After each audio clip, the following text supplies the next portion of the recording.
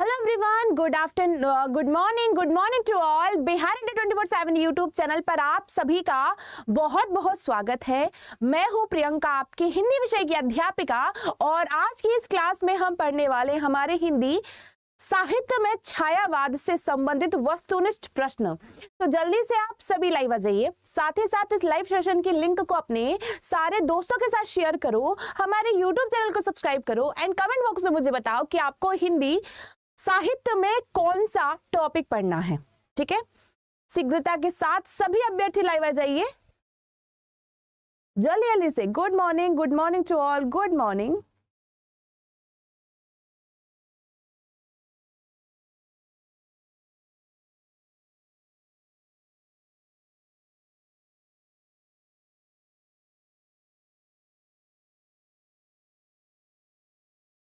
जल्दी आ जाओ, फिर शुरू करें हमारी class. Good morning Sheela, Manju, Nisha, Randhir, good morning.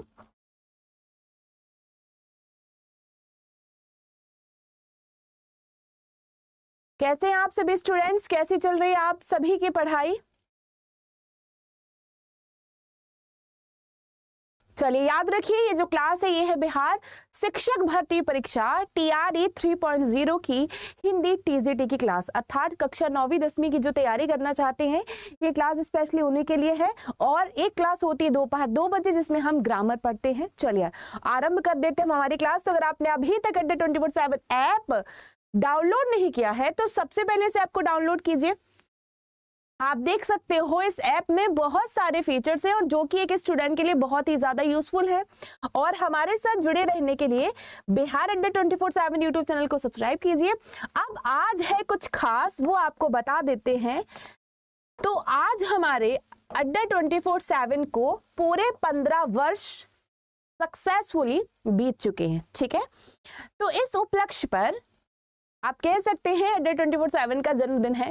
तो इस उपलक्ष्य पर हमारे जितने भी महापैक है, जितनी भी लाइव क्लासेस है, उन पर 79% का ऑफर चल रहा है। ठीक है, बहुत ज्यादा डिस्काउंट मिल रहा है। तो ऐसे स्टूडेंट जिन्होंने अभी तक बैच नहीं खरीदा है उनके लिए ये सबसे अच्छा मौका है। हर एक बैच पर 79% का डिस्काउंट मिल रहा है। कोड है आपका Y646 और साथ ही साथ डबल वैलिडिटी का भी ऑफर है। ठीक है, तो अगर अभी तक आप लोगों ने बैच परचेस नहीं किया है तो आप लोग बैच परचेस कर सकते हो। बहुत ही बड़ा मौका है। सभी जानते हैं कि बिहार में लगातार वैकेंसीज आ रही हैं, तो सबसे बेहतर होगा बिहार महापैक लेकर रख लें। 2 साल के अंदर जितनी भी वैकेंसीज आएंगे उन सभी की पेड क्लासेस आपको मिलेंगी हमारे इस बैच में। ठीक है, चलिए सभी लोग आ जाइए, फिर स्टार्ट करें हमारी क्लास। चलिए आरंभ कर देते हैं। तो अगर आपने अभी तक,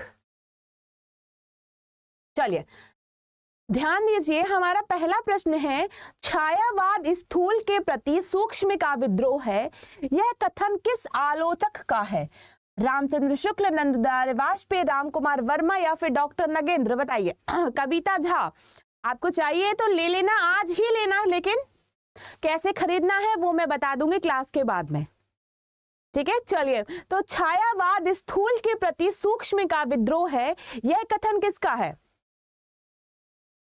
शिखा, TGT के प्रीवियस क्वेश्चन की, TGT के जो प्रीवियस ईयर्स के क्वेश्चंस हैं वो मैंने YouTube पर सॉल्व कराए हैं। आप क्लासेस देखिए, YouTube पर सारे क्वेश्चन सॉल्व कराए हैं। ठीक है, और यहाँ पर राइट आंसर हो जाएगा डॉक्टर नगेंद्र का ये कथन था, छायावाद स्थूल के प्रति सूक्ष्म का विद्रोह है। तो विकल्प डी इसका सही जवाब हो जाएगा। इसके बाद अगला प्रश्न है, प्रकृति का सुकुमार कवि किसे कहा जाता है? छायावाद का समय कब से कब तक का है ये भी आपको पता होना चाहिए। छायावाद में कौन कौन से कवि हैं, उनकी रचनाएं आपको पता होना चाहिए। छायावाद के प्रवर्तक कौन है, छायावाद के प्रमुख स्तंभ कौन है, इत्यादि बताइए। यहाँ पर प्रश्न है, प्रकृति का सुकुमार कवि किसे कहा जाता है? तो वो कहा जाता है सुमित्रा नंदन पंत को। क्यों? क्योंकि सुमित्रा नंदन पंत की रचनाओं में सर्वाधिक प्रकृति चित्रण देखने को मिलता है, इसीलिए सुमित्रा नंदन पंत को प्रकृति का सुकुमार कवि कहा जाता है। विकल्प बी हमारा राइट आंसर हो जाएगा। अगला प्रश्न है आपका, जूही की कवि, जूही की कली किसकी काव्य रचना है? जयशंकर प्रसाद, महादेवी वर्मा, सूर्यकांत त्रिपाठी निराला या फिर सुमित्रा नंदन पंत? बताइए। ऐप पर क्लासेस होंगी आपकी 20 फरवरी से शुरू, 20 फरवरी से आपकी सारी क्लासेस शुरू हो जाएंगी, ठीक है। चलिए, अब जूही की कली किसकी रचना है? जयशंकर प्रसाद, महादेवी वर्मा, सूर्यकांत त्रिपाठी निराला या फिर सुमित्रा नंदन पंत? तो यहाँ पर अगर हम देखेंगे, सूर्यकांत त्रिपाठी निराला की पहली रचना है जूही की कली। विकल्प यहाँ पर सी सही जवाब हो जाएगा। जो स्टूडेंट हैं क्लासेस को पहली बार देख रहे हैं वो इन सारी चीजों को नोट करेंगे, स्क्रीनशॉट लेंगे। अगर हम सुमित्रा नंदन पंत की रचना की बात करें तो वो है पल्लव, ठीक है। महादेवी वर्मा की रचना है यामा, जयशंकर प्रसाद की रचना है कामायनी। यहाँ पर जूही की कली जो है वो सूर्यकांत त्रिपाठी निराला की रचना है। चलिए अगले प्रश्न पर आइए। तो प्रश्न है, अभी तो मुकुट बंधा था माथ, हुए कल ही हल्दी के हाथ, खिले बिना थे लाज के बोल, खुले बिना चुम्बन शून्य कपोल। यह जो कविता है यह किस कवि की कविता है? सुमित्रा नंदन पंत, प्रसाद, जयशंकर प्रसाद, सूर्यकांत त्रिपाठी निराला या फिर महादेवी वर्मा? बताइए। सभी को जवाब देना है, सेशन को लाइक एंड शेयर भी करना है। गौर से प्रश्न पढ़ो दिव्या। कविता, अभी तो मुकुट बंधा था माथ, हुए कल ही हल्दी के हाथ। यह जो प्रस्तुत पंक्तियां हैं वो सुमित्रा नंदन पंत की परिवर्तन नामक काव्य संग्रह से लिया गया है। परिवर्तन, ठीक है, और ये रचना है सुमित्रा नंदन पंत की, ठीक है। मोना गुप्ता, क्लास के लास्ट में पूछना आपका जो भी डाउट है। यहाँ पर बहुत सारे स्टूडेंट ने गलत जवाब दिया है। महादेवी वर्मा की पंक्तियां नहीं हैं, यह पंक्तियां हैं सुमित्रा नंदन पंत की कविता परिवर्तन नामक शीर्षक से, ठीक है। चलिए, वेरी गुड। नेक्स्ट क्वेश्चन पर आइए। तो नेक्स्ट क्वेश्चन है हमारा, वन का महत्व, ध्यान से सुनिए, वन का महत्व, प्रकृति पर्यवेक्षण, प्रेम का स्वच्छंद, भंगिमाओं में चित्रण, कथा गीत का प्रयोग तथा काव्य भाषा में खड़ी बोली की स्वीकृति किस युग की विशेषताएं हैं? आदिकाल, रीतिकाल, भारतेंदु युग या फिर छायावाद? बताइए। सभी को जवाब दीजिए। रणधीर जी, हाँ जी, सबको मिलेगी क्लासेस। इस प्रश्न को गौर से पढ़ो। तो आपने पढ़ा हुआ है आदिकाल की जो भाषा है वो डिंगल और पिंगल शैली है। रीतिकाल की भाषा ब्रज भाषा और अवधी भाषाएं है। भारतेंदु युग में खड़ी बोली का प्रयोग हुआ है, ठीक है।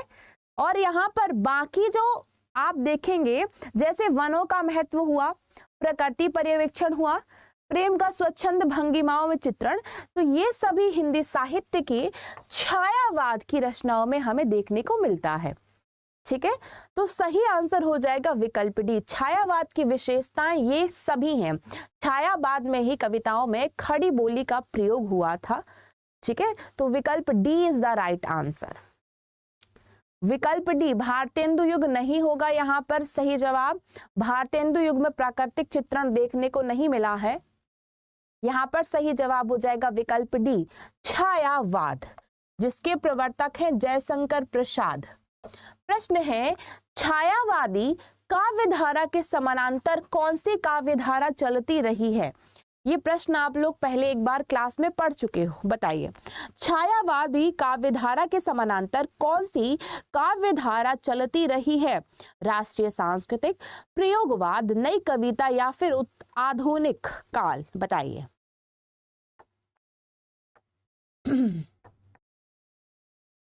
सभी को जवाब देना है। Very good, very good.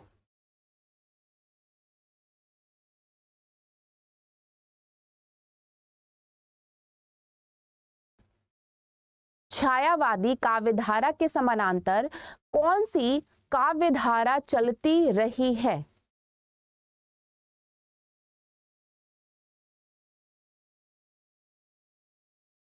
Right answer हो जाएगा राष्ट्रीय सांस्कृतिक विचारधारा।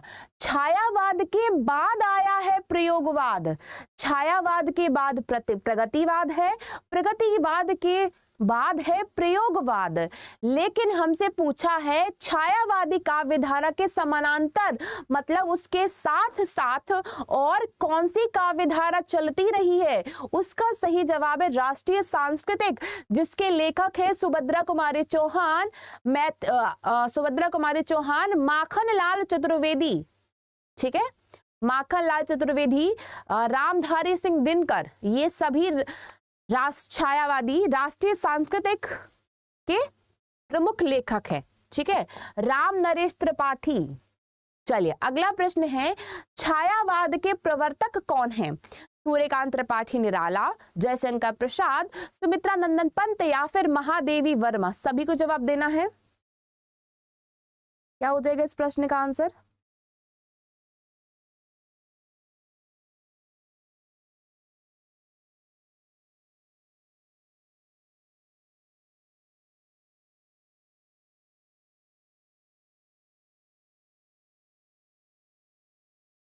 Very good.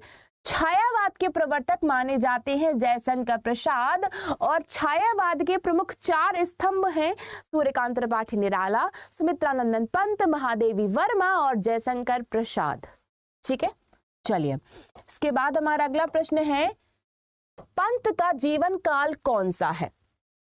पंत का, सुमित्रा नंदन पंत का जीवन काल, जीवन का समय कब कब रहा? तो सुमित्रा नंदन पंत का जन्म हुआ था 1900 ईस्वी में कौसानी जिले के अल्मोड़ा, जो कि उत्तराखंड में है। ठीक है, उत्तराखंड पहाड़ी इलाके में ही इनका जन्म हुआ था। सुमित्रा नंदन पंत का जन्म हुआ था 1900 ईस्वी में अल्मोड़ा जिले के कौसानी नामक गांव में, जो कि उत्तराखंड में स्थित है, और उनका जो जीवन काल है वो है 1900 ईस्वी से 1977 ईस्वी तक। तो विकल्प ए हमारा सही जवाब हो जाएगा, 1900 ईस्वी से 1977 ईस्वी तक। ठीक है, वेरी गुड। चलिए अगले प्रश्न पर आइए। तो प्रश्न है, इन कवियों को काल के आरोही क्रम में हमें व्यवस्थित करना है। ठीक है, इन कवियों को काल के आरोही क्रम में व्यवस्थित करना है। तो सबसे पहले कौन से किस कवि की रचनाएं प्रकाशित हुई? तो पंत प्रसाद निराला महादेवी, प्रसाद पंत निराला महादेवी। ध्यान से देखो तो सही जवाब हो जाएगा, सबसे पहले जयशंकर प्रसाद थे, उसके बाद सुमित्रा नंदन पंत आए, उसके बाद सूर्यकांत त्रिपाठी निराला और उसके बाद महादेवी वर्मा। यही इनका आरोही क्रम होगा। तो विकल्प बी हमारा सही जवाब हो जाएगा, सर्वप्रथम जयशंकर प्रसाद, सुमित्रा नंदन पंत, सूर्यकांत त्रिपाठी निराला, फिर महादेवी वर्मा। ठीक है, चलिए आराधना एस्टेट का एग्जाम होगा या तो मार्च के अंत में होगा या अप्रैल के प्रारंभ में होगा। ठीक है, अगले प्रश्न पर आइए। प्रश्न है, हिंदी प्रदीप पत्रिका के संपादक कौन है? हिंदी प्रदीप पत्रिका, तो यहाँ पर अगर हम देखें तो भारतेंदु हरिश्चंद्र की पत्रिका है कवि वचन सुधा। ठीक है, उनकी पत्रिका का नाम है कवि वचन सुधा।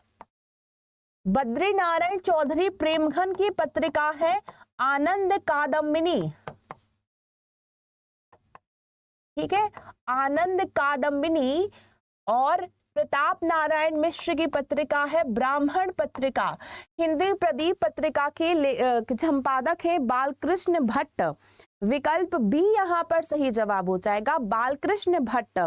भारतेंदु हरिश्चंद्र ने कवि वचन सुधा, बाला बोधिनी, हरिश्चंद्र मैगजीन पत्रिका का संपादन किया हुआ है।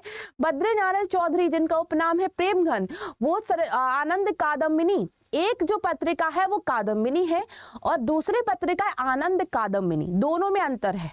ठीक है, चलिए अगले प्रश्न पर आइए। तो यहाँ पर हमारा प्रश्न है, छायावाद का सीमांकन कब से कब है? छायावाद का सीमांकन 1918, 1936, 1920, 40, 15, 30, 1900 या 1936, बताइए। श्वेता प्रताप नारायण मिश्र ब्राह्मण पत्रिका के संपादक हैं। हिंदी प्रदीप पत्रिका के संपादक हैं बालकृष्ण भट्ट। शुक्ल युग के बाद आया प्रेमचंद्र युग। ठीक है, बार बार भूलना नहीं है, चीजों को अच्छे से पढ़ो एंड समझो। यहाँ पर अगर आप देखें तो छायावाद का जो सीमांकन है वो है 1918 से 1936 के मध्य। 1918 से 1936 के मध्य जितनी भी रचनाएं लिखी गई वो सभी छायावाद युग की रचनाओं में आती हैं। ठीक है, चलिए अगले प्रश्न पर आइए। तो हमारा अगला प्रश्न है, इनमें से छायावादी महाकाव्य कौन सा है? उर्वशी, प्रियप्रवास, कामायनी या फिर साकेत, बताइए। 1918 से 1936 इज द राइट आंसर। इसमें कोई कंफ्यूजन नहीं होनी चाहिए आप लोगों को। मधु मिश्रा, जिस भी सब्जेक्ट में कंफ्यूजन है उस सब्जेक्ट को कम से कम 2 से 3 बार पढ़ो। ठीक है, श्वेता नोट्स बना के पढ़ाई करो तो फिर आप नहीं भूलोगे। चलिए, छायावादी महाकाव्य है कौन सा है? तो साकेत जो है मैथिली शरण गुप्त का महाकाव्य है। मैथिली शरण गुप्त द्विवेदी युग के कवि थे। उर्वशी जो है रामधारी सिंह दिनकर का महाकाव्य है। रामधारी सिंह दिनकर भी द्विवेदी युग और राष्ट्रीय सांस्कृतिक विचारधारा के माने जाते हैं। अयोध्या से उपाध्याय हरिऔध, ये भी द्विवेदी युग के ही माने जाते हैं। यहाँ पर राइट आंसर हो जाएगा कामायनी। कामायनी जो है वो छायावाद यानी जयशंकर प्रसाद की रचना है और जयशंकर प्रसाद छायावादी युग के प्रवर्तक थे। तो सही जवाब हो जाएगा विकल्प सी। उर्वशी दिनकर की रचना है। दिनकर राष्ट्रीय सांस्कृतिक विचारधारा के कवि हुआ करते थे। जो साकेत है वो मैथिली शरण गुप्त की रचना है। ठीक है, मैथिली शरण गुप्त द्विवेदी युग के कवि हुआ करते थे। ठीक है, चलिए वेरी गुड। नेक्स्ट क्वेश्चन पर आइए। तो नेक्स्ट क्वेश्चन है आपका, छायावाद का पतन कृति के लेखक कौन है? अर्चना मैम, हर एक सब्जेक्ट में अलग अलग सन दिया हुआ, हर एक सब्जेक्ट में कि नहीं, अलग अलग, हर एक पुस्तक में अलग अलग सब्जेक्ट दिया हुआ है, लेकिन सही जो है मान्यता देंगे हम 1918 से लेके 1936 को, इसी को ही हम मान्यता देंगे। ठीक है, क्योंकि ये जो चीजें हैं थोड़ी सी विवादास्पद हैं, हमारे पास इनका प्रामाणिकता इनकी नहीं है, विवादास्पद चीजें हैं ये सभी। ठीक है, चलिए, छायावाद का पतन कृति के लेखक हैं डॉक्टर देवराज। राइट आंसर हो जाएगा डॉक्टर देवराज हैं, जिन्होंने बताया है कि ऐसी कौन कौन सी कमियां थी जिनकी वजह से छायावादी युग का पतन हुआ है। विकल्प यहां पर सही जवाब हो जाएगा डॉक्टर देवराज। विकल्प C is the right answer. Screenshot लीजिए इस प्रश्न का सभी स्टूडेंट। बिहार का वाक्य मुझे इंसाइती क्लास लेनी है थ्योरी की, आप कब से होता है प्लीज बताइए नाम। राधा कुमारी, राधा आपकी क्लास जो है वो 20 फरवरी से शुरू होगी। 20 फरवरी से शुरू होगी आपकी क्लास 3 से 5। ठीक है, छायावाद का पतन ये जो है वो डॉक्टर देवराज का है। नेक्स्ट क्वेश्चन पर आइए। प्रश्न है, छोड़ द्रुमों की मृदु छाया, तोड़ प्रकृति से भी माया, बाले तेरे बाजू जाल में, कैसे उलझा दूं लोचन, यह पंक्तियां किस कवि की हैं? बताइए। छोड़ द्रुमों की मृदु छाया, इसका शीर्षक है छोड़ द्रुमों की मृदु छाया। द्रुम मतलब होता है वृक्ष। क्या हो जाएगा? प्रसाद की रचना है, पंत की है, निराला की है, महादेवी वर्मा की है। शीतल कुमारी प्रणाम आपको भी। चलिए बताइए क्या हो जाएगा इस प्रश्न का सही जवाब। हर एक स्टूडेंट जो है कोशिश करो कमेंट बॉक्स में सही जवाब देने की। ठीक है, अगर आपका उत्तर गलत होता है तो आपको लाइफ टाइम वो प्रश्न याद रहेगा। अब यहाँ पर हमारा है छोड़ द्रुमों की मृदु छाया। ठीक है, तो यह जो है वह सुमित्रा नंदन पंत की कविता है जिसका शीर्षक है छोड़ द्रुमों की मृदु छाया। विकल्प बी हमारा राइट आंसर हो जाएगा। ठीक है, अगले प्रश्न पर आइए। तो अगला जो प्रश्न है वो है, अबला जीवन हाय तुम्हारी यही कहानी, अबला जीवन हाय तुम्हारी यही कहानी, यह पंक्ति मैथिली शरण गुप्त की किस रचना से ली गई है? भारत भारती, बताइए, भारत भारती, द्वापर, यशोधरा या फिर साकेत? मैथिली शरण गुप्त को राष्ट्रीय कवि के नाम से जाना जाता है। हिंदी साहित्य के प्रथम राष्ट्र कवि है मैथिली शरण गुप्त, जो कि द्विवेदी युग के लेखक हुआ करते थे। प्रश्न है, अबला जीवन हाय तुम्हारी यही कहानी,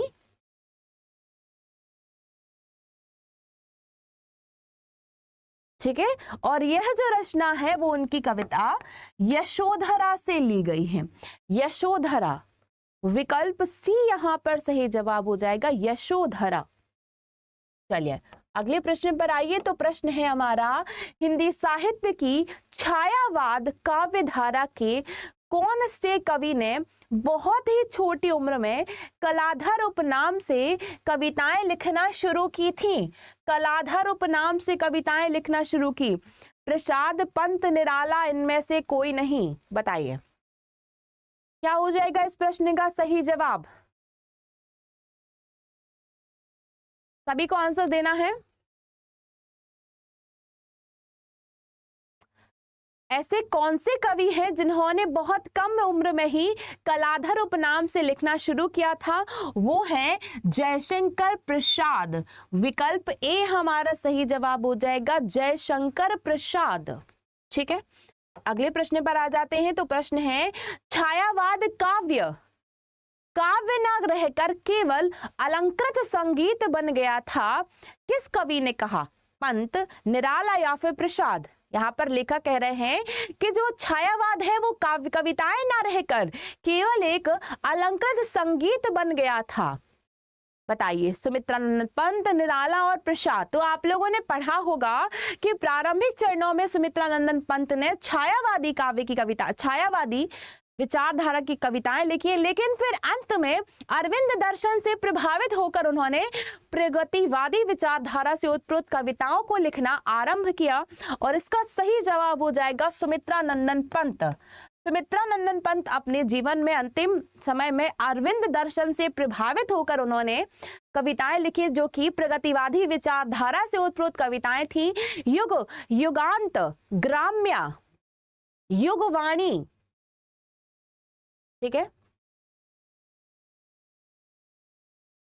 स्नेहा सिंह नाटक, कहानी, एकांकी। ठीक है, वो भी क्लास ले लेंगे आपकी। चलिए प्रश्न है, मुक्त करो नारी को मानव, मुक्त करो नारी को मानव, चिरबंदिनी नारी को, पंक्ति किस कृति की है? पंचवटी, युगवाणी, ग्राम्य या फिर पल्लव? बताइए। मुक्त करो नारी को मानव, आप देखेंगे ये जितने भी रचनाएं हैं वो सभी रचनाएं सुमित्रानंदन पंत की रचनाएं हैं। आंसर आपको बताना है क्या हो जाएगा।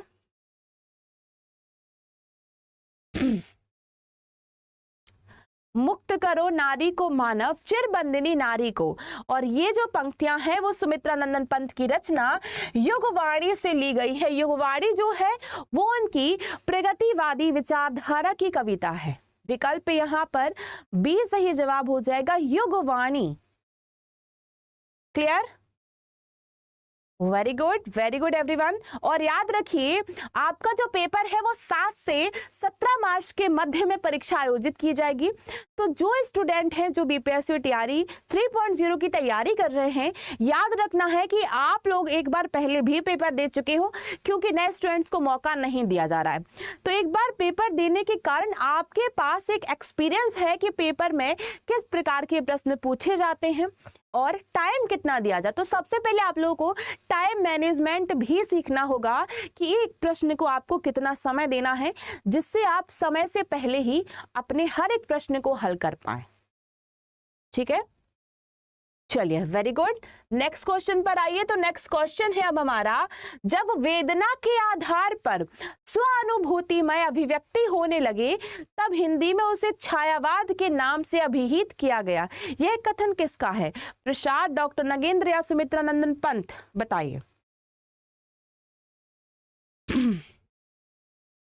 कविता झा, जब वेदना,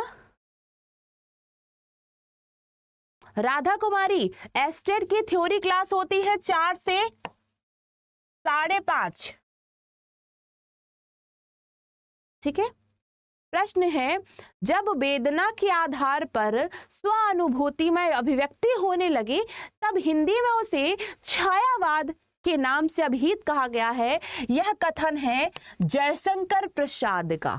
ठीक है, इसका सही जवाब हो जाएगा जयशंकर प्रसाद। विकल्प ए हमारा सही जवाब है। स्क्रीनशॉट जरूर लेके रखना अपने पास।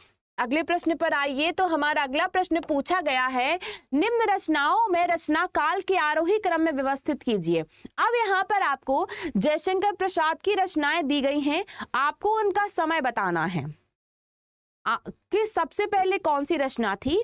तो यहाँ बता दें, कामायनी जो है वो 1936 की रचना है। कामायनी 1936 की रचना है और झरना यहाँ 1918 की रचना है। ठीक है, सबसे पहले यहां पर हम देखेंगे तो झरना, ये सभी रचनाएं जो हैं जयशंकर प्रसाद की रचनाएं हैं।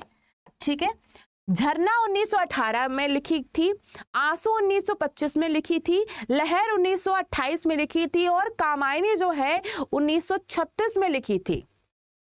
तो इस प्रश्न का सही जवाब हो जाएगा विकल्प सी। सर्वप्रथम झरना, फिर आंसू, फिर लहर और फिर कामायनी। तो इस प्रश्न का सही जवाब हो जाएगा विकल्प सी। ये प्रश्न पूछा जा चुका है, स्क्रीनशॉट ले लो आप लोग इस प्रश्न का, स्क्रीनशॉट सभी। निम्न रचनाओं में रचना काल के आरोही क्रम आपको बताना है। तो झरना, आंसू, लहर और कामायनी। ठीक है, वेरी गुड। चलिए अगले प्रश्न पर आइए। तो हमारा अगला प्रश्न है, कामायनी का प्रकाशन कब हुआ? कामायनी बताइए। Very good. कामायनी का प्रकाशन अभी अभी हमने चर्चा की है कि कामायनी का प्रकाशन हुआ 1936 ईस्वी में। ठीक है, तो विकल्प बी इस प्रश्न का सही जवाब हो जाएगा। अगले प्रश्न पर आएंगे। तो इनमें से प्रसाद द्वारा रचित महाकाव्य कौन सा है? जयशंकर प्रसाद द्वारा रचित महाकाव्य हम पढ़ चुके हैं, कामायनी है।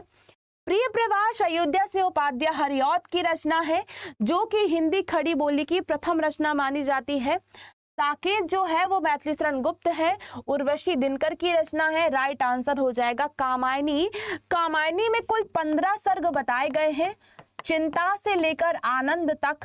कामायनी के 2 पात्र हैं, श्रद्धा और मनु, और एक बुद्धि का प्रतीक है जिसका नाम है ईड़ा। ठीक है, चलिए अगले प्रश्न पर आइए। तो प्रश्न है, उर्वशी काव्य का नायक कौन है? उर्वशी, जिसके लिए रामधारी सिंह दिनकर को 1972 में ज्ञानपीठ पुरस्कार दिया गया था। किसके लिए?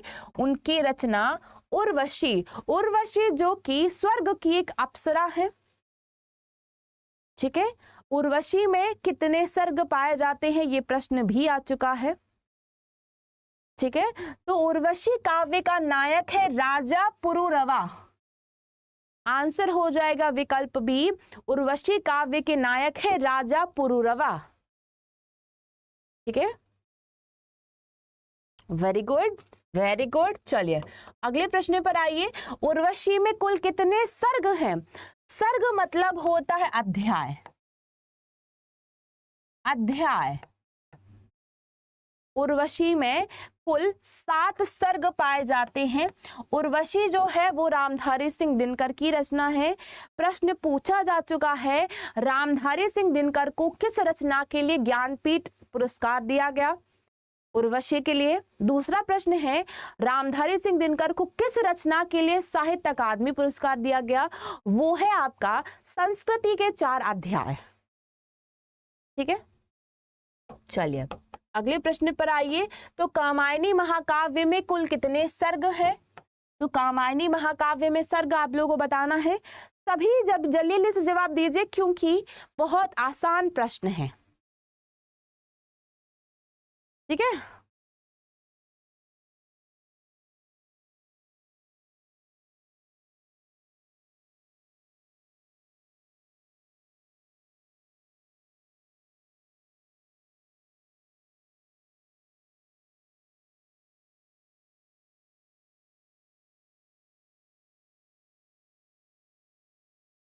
15। चिंता से लेकर आनंद तक। नेक्स्ट क्वेश्चन है, इनमें से पंत की छायावादी कृति कौन सी है? अभी अभी हमने चर्चा किया कि सुमित्रा नंदन पंत प्रारंभ में छायावाद की कविताएं लिखते थे, उसके बाद उन्होंने प्रगतिवादी विचारधारा से उत्प्रोत कविताओं को लिखना आरंभ किया हुआ है। तो इस प्रश्न का सही जवाब हो जाएगा पल्लव। पल्लव को सुमित्रा नंदन पंत की मैनिफेस्टो रचना कहा जाता है, नव मानवतावादी संग्रह, विकल्प A is the right answer. और ये जितनी भी रचनाएं हैं ये प्रगतिवादी विचारधारा की, ये प्रगतिवाद की रचनाएं हैं।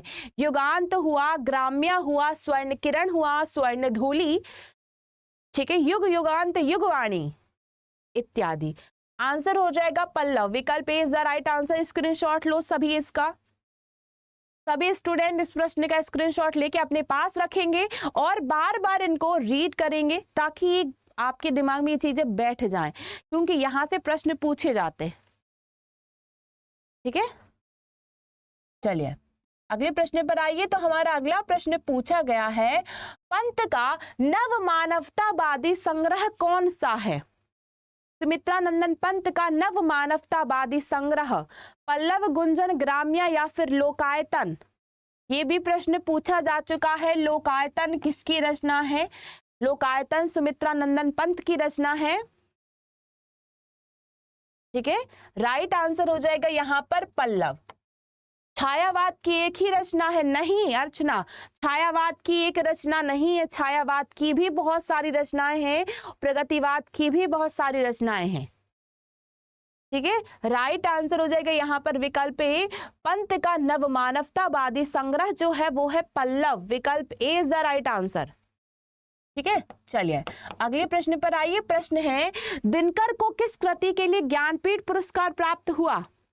परशुराम की प्रतीक्षा, संस्कृति के 4 अध्याय, कुरुक्षेत्र, उर्वशी, रश्मि रथी।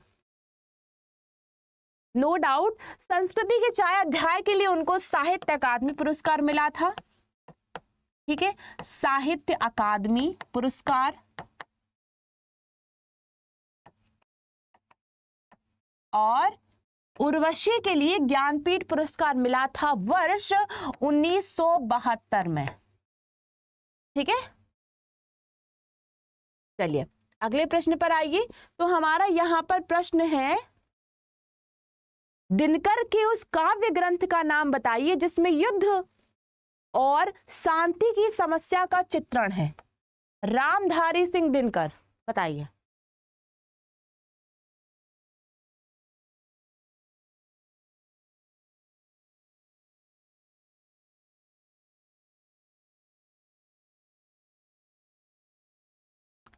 दिनकर के उस काव्य ग्रंथ का नाम बताइए। रामधारी सिंह दिनकर का काव्य ग्रंथ है कुरुक्षेत्र, जिसमें युधिष्ठिर, धर्मराज युधिष्ठिर और गुरु के मध्य संवाद दर्शाया गया है, जिसमें युद्ध और शांति की समस्या का वर्णन है, वो है कुरुक्षेत्र नामक रचना।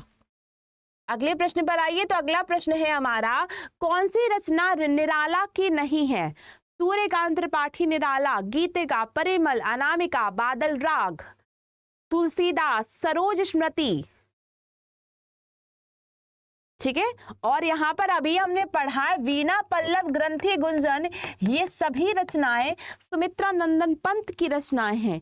तो इस प्रश्न का सही जवाब हो जाएगा विकल्प सी। ठीक है, विकल्प C is the right answer. Shweta Bharat में क्रॉस चेक करके बताऊंगी आपको। चलिए नेक्स्ट क्वेश्चन है, इनमें महादेवी वर्मा की कृति कौन सी है? महादेवी वर्मा जो हिंदी साहित्य के छायावाद की सर्वश्रेष्ठ कवि मानी जाती हैं, उनकी पहली रचना है निहार। पूछा जा चुका है, महादेवी वर्मा ने रचनाएं भी लिखी हैं, कहानी भी लिखी है, संस्मरण भी लिखे हैं, रेखा चित्र भी लिखे हैं। आप लोगों में पढ़ा होगा एनसीईआरटी में उनकी एक संस्मरण है भक्तिन नाम से। ठीक है, यहाँ पर प्रश्न है तो सही जवाब हो जाएगा यामा। यामा के लिए उनको 1982 में ज्ञानपीठ पुरस्कार से सम्मानित किया गया था। ठीक है, और तुलसीदास कविता जो है वो निराला की कविता है। निराला की कविता, आंसू जो है जयशंकर प्रसाद की कविता है, उर्वशी हम लोग पढ़ ही चुके हैं, दिनकर की कविता है। लेकिन उर्वशी एक शीर्षक से दो कविताओं की रचना हुई है। एक तो उर्वशी एक चंपू काव्य है जो जयशंकर प्रसाद के द्वारा रचित है, दूसरा उर्वशी एक महाकाव्य है जो कि रामधारी सिंह दिनकर के द्वारा रचित है। ठीक है श्वेता, उर्वशी में 7 सर्ग बताए गए हैं, 7 सर्ग।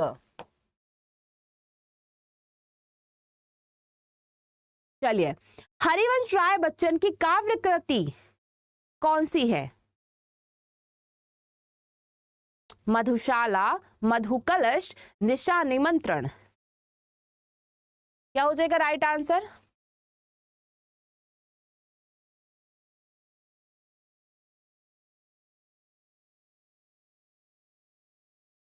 हरिवंश राय बच्चन जो कि हालावाद के प्रवर्तक माने जाते हैं।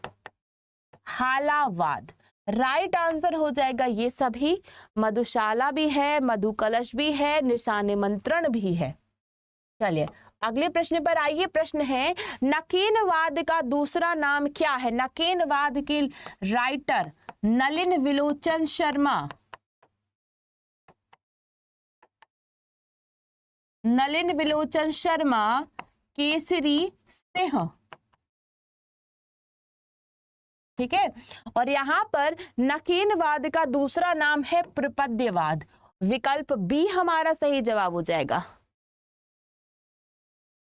ठीक है, विकल्प B is the right answer. Next question पर आइए। तो इनमें से कौन सा कवि जो है वो प्रगतिवादी नहीं है? रामधारी सिंह दिनकर, त्रिलोचन, केदारनाथ सिंह या फिर केदारनाथ अग्रवाल? क्या हो जाएगा राइट आंसर? कौन से कवि हैं जो प्रगतिवादी कवि नहीं है? प्रियंका कुमारी, प्यून की क्लास होगी दोपहर 2 बजे। बताइए, इस प्रश्न का आंसर देना है सबको। कौन से कवि हैं जो प्रगतिवादी कवि नहीं है? तो यहां पर विकल्पों के हिसाब से सही जवाब हो जाएगा रामधारी सिंह दिनकर। ठीक है, चलिए नेक्स्ट क्वेश्चन पर आइए। नेक्स्ट क्वेश्चन है हमारा, अबे सुनबे गुलाब में गुलाब किसका प्रतीक है? ये सभी जो रचनाएं हैं वो प्रगतिवादी विचारधारा की रचना है। प्रगतिवादी। अबे सुनबे गुलाब में गुलाब जो है वो किसका प्रतीक है? श्रमिक वर्ग का, पूंजीपति वर्ग, बुद्धिजीवी वर्ग का? तो सही जवाब हो जाएगा पूंजीपति वर्ग। अबे सुनबे गुलाब में जो गुलाब है वो पूंजीपति वर्ग का प्रतीक बताया गया है। तो प्रश्न का सही जवाब हो जाएगा विकल्प बी।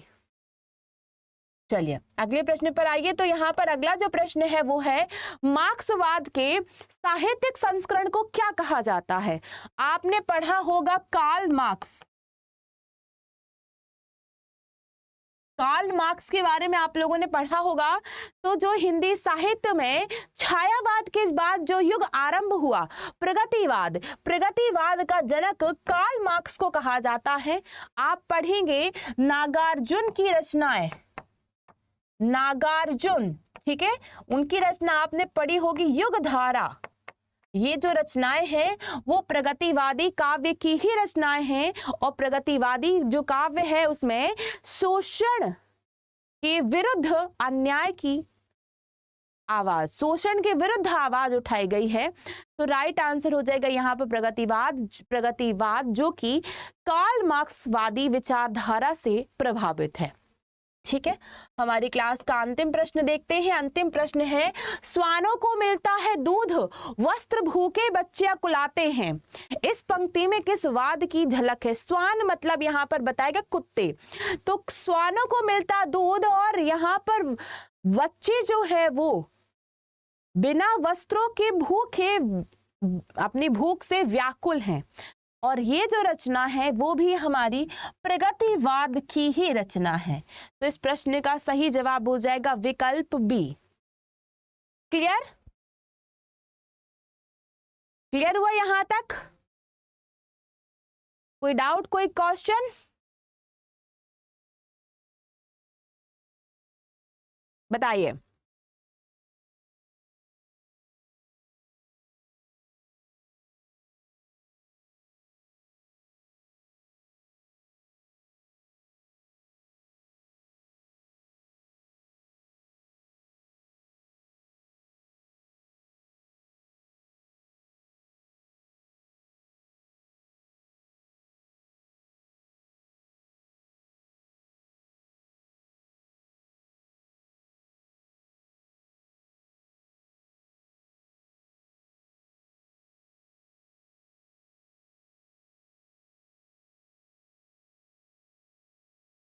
चलिए क्या प्रश्न है?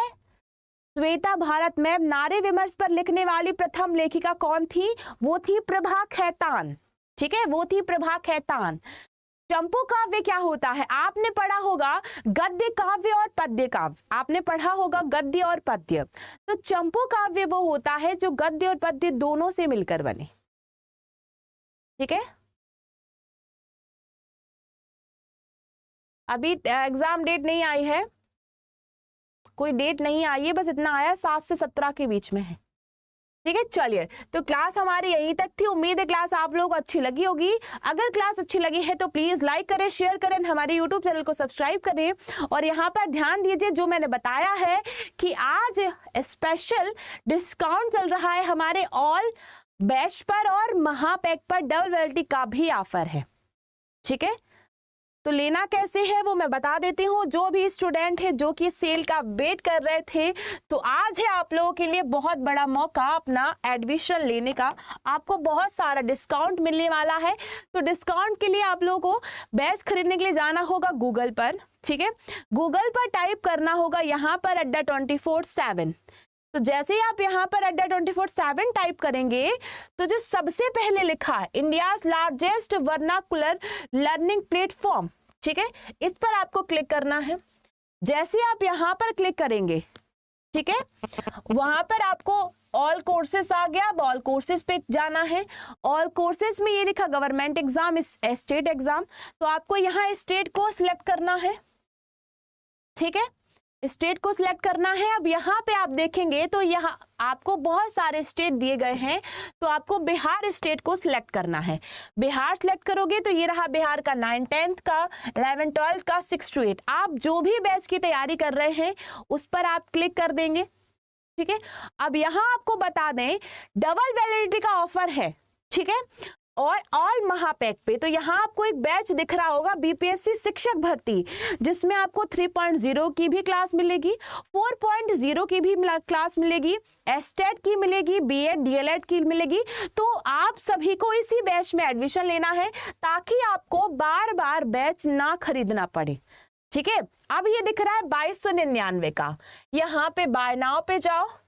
ठीक है, यहाँ एक कूपन कोड भरो Y646 अप्लाई करो तो ये बैच पड़ेगा मात्र 2099 रुपए का। केवल आज के आज ही इसका ऑफर है, 2099 का पड़ेगा। कंटिन्यू पे जाइए, अपना नाम भरिए, फोन नंबर भरिए, ईमेल एड्रेस भरिए और दोबारा से फिर कंटिन्यू करेंगे तो पेमेंट मेथड का ऑप्शन आ जाएगा। ठीक है,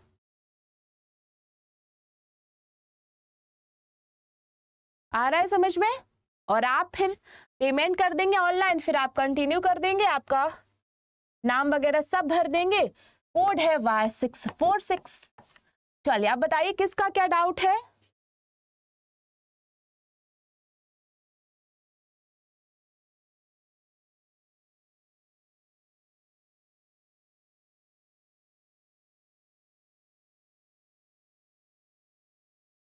कविता झा आपकी बात मुझे समझ में नहीं आई मैम, दोबारा से आप बोलो। आपको सही सही शब्द लिखिए। चलिए, और श्वेता मैम कहीं पे महादेवी वर्मा तो कहीं बंग महिला है। हाँ श्वेता, ये चीजें डिपेंड करेंगी आपके विकल्प पर, क्योंकि स्त्री विमर्श पर सुभद्रा कुमारी चौहान ने भी लिखा है, महादेवी वर्मा ने भी लिखा है और राजेंद्र बाला घोष ने भी लिखा है, प्रभा खेतान ने भी लिखा है।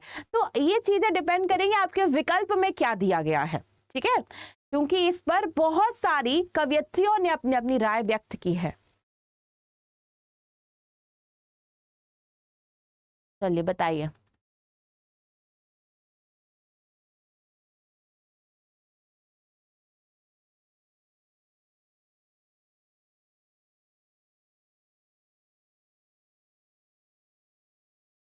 कविता हाँ हो जाएगा, अगर आप किसी दूसरे नंबर से करती हैं तो आपका हो जाएगा। ठीक है मैम, 2 बजे वाली क्लास में 3.0 का होता है, 9th 10th क्लास के लिए बीपीएससी का भी। हाँ, 2 बजे वाली क्लास में ग्रामर पढ़ाई जाती है जो सबके लिए उपयोगी है। ठीक है, खुशबू कुमारी, कल्याण विभाग का एक बार आप नोटिफिकेशन प्रॉपर चेक कीजिए। चलिए बताइए, और किसी का कोई डाउट, कोई क्वेश्चन? खुशी गुप्ता, आपकी पहली क्लास थी ना, इसीलिए क्लासेस में हम पढ़ रहे हैं हिंदी में जितने भी युग हैं। आप हिंदी साहित्य पढ़ोगे, काल विभाजन पढ़ोगे, उसमें आप भक्ति काल, रीतिकाल, आदिकाल, ये सब पढ़ोगे। उसमें से एक युग है छायावाद। तो आज हमने छायावाद के बारे में पढ़ा हुआ है। ठीक है, क्लियर हुआ सबको? कोई डाउट किसी का, कोई क्वेश्चन? अब याद रखो, एक क्लास होती है हमारी दोपहर 2 बजे। उस क्लास में मैं आपको व्याकरण के वस्तुनिष्ठ प्रश्न कराती हूँ। ठीक है, और याद रखना ये जो क्लासेस है ये डेली चलेंगी। सुबह 11 बजे साहित्य की और 2 बजे चलेगी व्याकरण की क्लासेस। जिनको भी हमारे एप्लीकेशन से पढ़ना है, जिनको भी ये कॉन्सेप्ट डिटेल से पढ़ना है, कहाँ से कैसे, कौन से युग का कौन सा सन था, हर एक कविता को बारे में, तो डिटेल से लेक्चर्स पढ़ने के लिए आप हमारे एप्लीकेशन के साथ जुड़ सकते हैं। एप्लीकेशन की फीस जो है वो आज पड़ेगी आपको 2099 रुपए में, जिसमें आपको हर एक विषय की क्लासेस जो है वो प्रोवाइड करवाई जाएंगी। चाहे वो आपका 80 नंबर हो, चाहे वो 40 नंबर हो, हर एक विषय की क्लासेस आपको मिलेंगी और हर एक विषय को डिटेल से पढ़ाया जाएगा वस्तुनिष्ठ प्रश्नों के माध्यम से। क्लियर? कल पुरुष ठीक है पढ़ाती है, वो है साहित्य वाला बुक का ना। पूजा सिंह, मैं अभी किसी भी पुस्तक को फॉलो नहीं कर रही हूं। ठीक है, चलिए तो हमारी क्लास यहीं तक थी। मिलेंगे नेक्स्ट सेशन में। Bye bye everyone, take care.